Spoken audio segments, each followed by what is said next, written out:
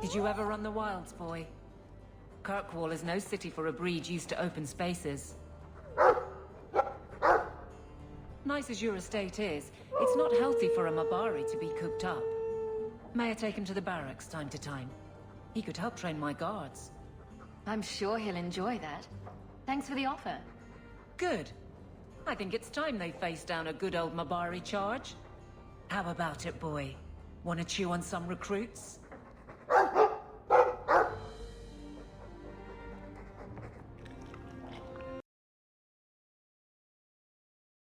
Greetings, mistress. Your home was difficult to find. I've never been out on my own before, but I found it. Many people know of you. I hope I've made myself useful. I've already begun cleaning and I can cook. Not as good as Papa, but a little. Is there anything else you'd like me to do? You've been through a great deal. How are you feeling? I miss Papa, the other servants. I try not to think about what happened. I even feel sorry for the Magister. Is that bad? I'm sure Hadriana was very thankful for such loyalty. I suppose she was. I'll serve you just as well, mistress. You'll see. What sort of skills do you have? Not many, I fear. The Magister bade me to clean, and sometimes fetch, but Papa told me to keep out of her sight as much as I could. But I can learn. I'll serve you well. Please don't hurt me. If you're staying here, Orana, it will be as my servant. You mean, I won't be a slave anymore? You'll be paid, like anyone else. A slave is all I've ever been, like Papa and Grandpapa before me. I'll try to be a good servant. Thank you, mistress. You're too good to me. I have something for you. It's a book. It's a subject you're familiar with. The book is by Shartan, the elf who helped Andraste free the slaves. You know about him, right? Of course I know about him. What do you take me for? I certainly didn't learn from books, though. Do you think they teach slaves to read? It's not too late to learn, Fenris. Is that what this is? Let's teach the poor slave to read? Ugh. Ignore me. You are not responsible for my deficiencies. I do appreciate your gift. I've always wanted to learn more of Shartan. Perhaps this is my chance.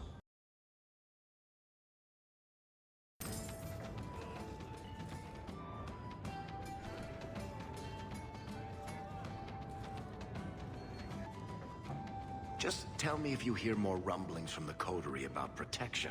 Blondie's got enough trouble.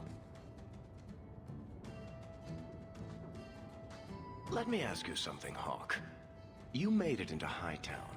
I'd expect anyone else to get complacent, but you must have plans. No plans yet. I'm simply trying to look out for my mother.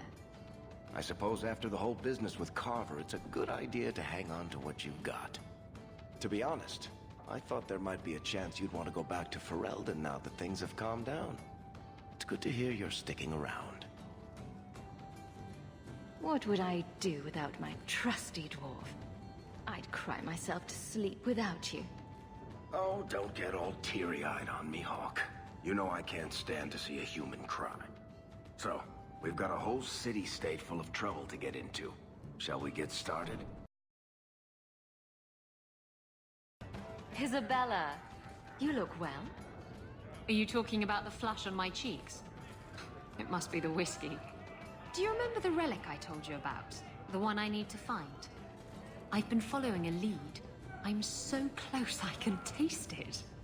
Isn't that what you said last time? Oh, you mean when I went digging for that stash? Yes. That turned out to contain several badly written poems and an old boot. It could have contained the relic. I just thought I'd let you know that I may soon be taking you up on that offer of help. And here I was hoping you'd forgotten. If I learn anything new, you'll be the first to hear about it. I have something for you. Ooh, what's this? Oh, isn't that just the cutest thing? I saw it and thought it would be perfect for you. It is.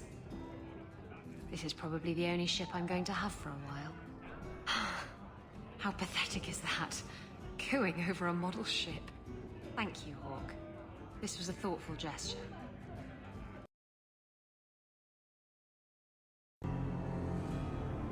I thought it would end here. That young lady, Hawke, she decimated Flint Company. No survivors. Yet, now that I know who sent them, it's harder to see their deaths as justice. Death is never justice. Hawke? We were just talking about you. Saying good things, I hope. Hawke asked diplomatically. You know, I hate it when you do that. Hawke muttered in an angry aside to the dwarf. If, you two have a moment, I've learned who hired Flint Company. The Harrimans, a noble family of Kirkwall. They were my parents' allies. It's hard to believe they betrayed us like this. Tell me about this family. Lord Harriman used to be a good man, but he became rather strange in his dotage. He died some years back. His daughter took over the family, Lady Johanne Harriman. They say she's become quite reclusive of late. Any idea why they turned on you? Money? Power? It's hard to say. Lady Harriman was always jealous of my family for being royalty when hers were mere nobility. But I can't imagine that pushing her into outright murder. Is there any peaceful way to resolve this? If you treat the Harrimans like those mercenaries, you could start a war. Go carefully, Sebastian. I must speak with Lady Harriman and find out what drove her to this madness. But I am the last of my line. I should not go alone and make myself a target. Why is everyone looking at me? I don't know why Choir Boy here didn't yell Hawke to the rescue. That's clearly what he was going for. If this allows Sebastian to make peace, it is worth doing. You've taken on lesser causes. Please. I have no one else to turn to. If you like, I can travel with you until you confront Lady Harriman. Otherwise, you can always find me here in the Chantry. I cannot fault Sebastian for wanting to know why an old ally would turn against his parents. But I fear he's too impetuous. He may do something he regrets. Please, go with him, try to restrain him. If the Harrimans are guilty, they will receive justice from the Viscount. Sebastian need not take their punishment into his own hands. How long have you been Grand Cleric? I became a lay sister here when I was only a girl. My parents died of fever, and I was taken in by the Chantry. Eventually, I took my vows. After I had served for some time, the revered mothers agreed that I should travel to Orlais. The Divine herself appointed me Grand Cleric of Kirkwall. That was near 30 years ago. You knew my grandparents? I dedicated your mother into the Chantry. She was a beautiful baby. Your grandmother was a very proper lady, but she was beside herself that day. And your mother put a fist in my eye. What is the Chantry's stance on the Qunari presence here? Would it help anything for us to get involved? Or is it more likely to light the kindling? If the Qunari act against us, the Templars will defend Kirkwall. Otherwise, we guard ourselves best by waiting. Are you intending to stay neutral about the Qunari and mages forever? The Maker's time is not men's time. We do not need to rush. I'll have to remember that line the next time I'm late. The Chantry is not a domineering father with the whip always in hand. She is a gentle mother who knows her children learn best when allowed to learn themselves. More! You lazy son of a bitch! What's taking so long? Flora? Why does no one in this house care what I want? More wine, or I swear I will drown you in the dregs. That sounds familiar. I don't envy anyone in this household tomorrow morning. She doesn't even see us. This is no normal wine. More logs. It must be molten. You, more coins. I want every scrap of gold in this house. Please, Monsieur! There's nothing to fear. You'll be beautiful. Pour it over her. Don't! You'll kill her! He can't hear me.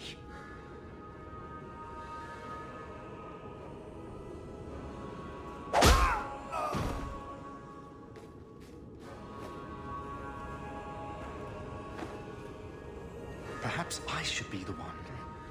We must end this madness. Oh! Lower. Lower. I beg your pardon, Hawk. I did not mean to expose you to such things. No apologies necessary. No. The feather. Use the feather. Where have you been all my life? Today, I am more than a man. Come, felicitate me. That's a great line. I should use that. Oh, I could get it embroidered on my blouse. He has no idea we're here. I've known Ruxton Harriman my whole life. He's a complete prude. That's my kind of prude. Where's your brother? Let's ask him to join us.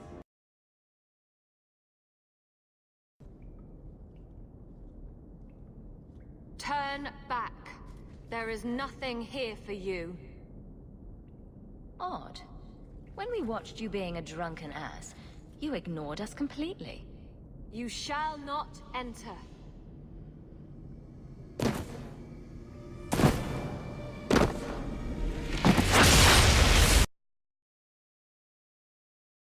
Starkhaven will not submit. I put that idiot Goran Vale into the prince's seat, but the other families won't heed him. I must marry him to Flora and solidify our hold. But I need more power. I've given you much. Your desires run deep. You've already traded your husband and your children.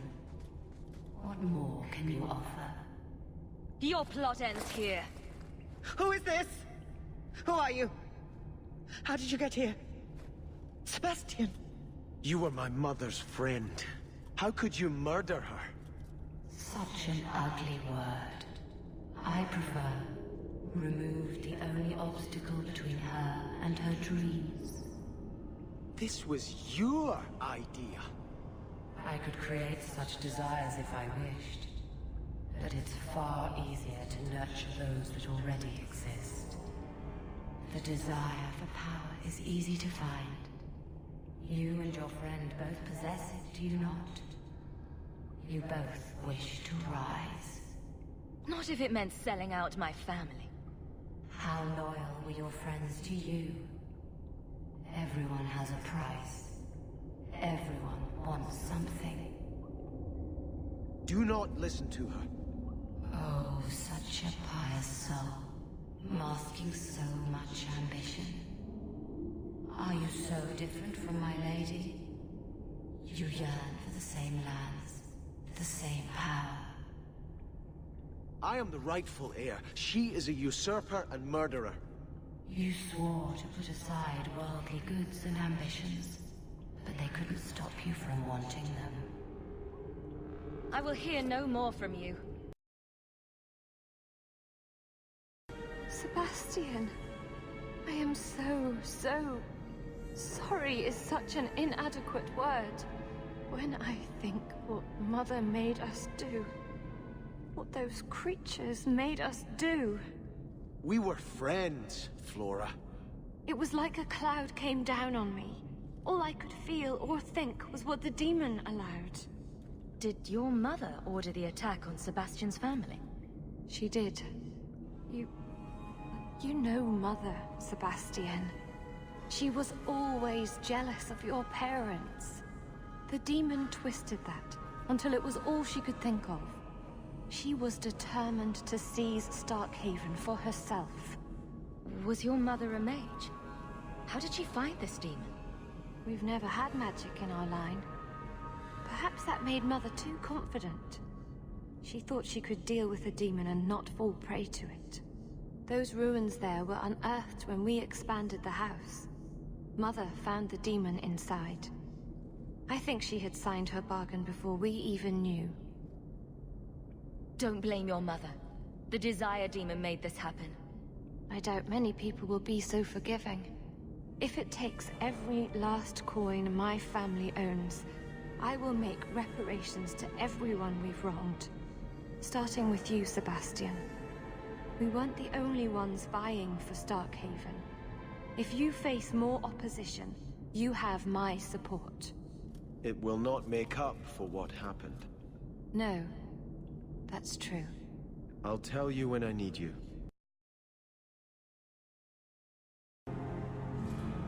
I'm giving it all up. I made a vow to the Chantry, and it was wrong to turn my back. Sebastian, listen to yourself. You're as impulsive now as the day you turned away from us.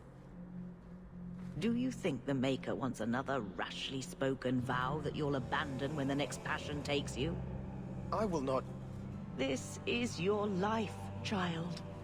Don't spend it being blown about like a weather vane. And here's Hawke, come to goad you into further heroics, no doubt? I don't have to goad anyone. They follow me for my natural charm. How long has she spent telling me to return to the Chantry, and now that I want to, she won't take me? I know you don't agree, but I can't continue to break my oath. And for what? Why would I want to rule Starkhaven and deal with jackals like Lady Harriman for the rest of my life? Do you see yourself as a prince? Or a priest? That's exactly the question I've been praying for guidance about. When I think of going to Starkhaven, calling on allies like Flora Harriman and all the corrupt, scheming nobles, my throat swells shut in horror. When I think about staying, I'm at peace. If you give it up, what then? I suppose I must convince Elthina my commitment is sincere. Then I will remain here, to represent the Maker's interests as she thinks best. You should ask what's best for your people, not just for you. I do not have hubris enough to imagine it matters to the common people who rules them. Someone will take the reins. The fields will be planted, the crops gathered. No one will notice that a Vale lives and isn't there, and I can devote my life to the Maker's will on Thedas. Can't believe you turn your back on Starkhaven now, after all we've done. I've been praying for guidance and had nothing. I cannot return to Starkhaven and subject my people to war without a clear sign that it's the Maker's will. I had hoped prayer might cleanse me of the Desire Demon's touch, but I still hear her voice so clearly. I feel like I've bathed in filth that will never come off. You acted honorably. Why are you ashamed? The demon didn't lie. I used to be bitterly jealous of my brother. I wanted to be prince. Now everything he had is mine. And he lies in ashes. I keep asking myself, do I want this because it's right? Or simply to have what I never thought I could? Aren't you your parents' heir? I'm the youngest son of 3. My parents were rather traditional. They wanted the heir and the spare, and I was left in the cold.